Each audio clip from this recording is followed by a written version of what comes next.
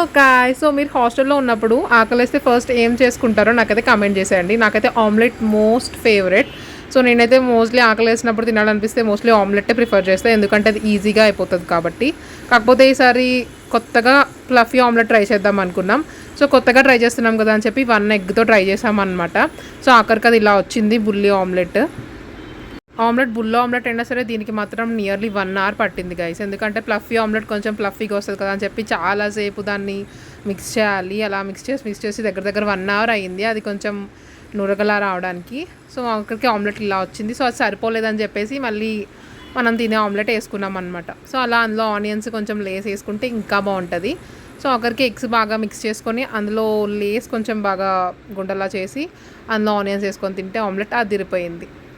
So ఈజీగా అయిపోద్ది కదా అని ఆమ్లెట్ ట్రై చేస్తే ఇంత టైం పట్టింది. సో మీరేం చేసుకుంటారో కమెంట్ చేసేయండి. వీడియో నచ్చితే ఒక లైక్ చేసి సబ్స్క్రైబ్ చేయండి. Thank you for watching.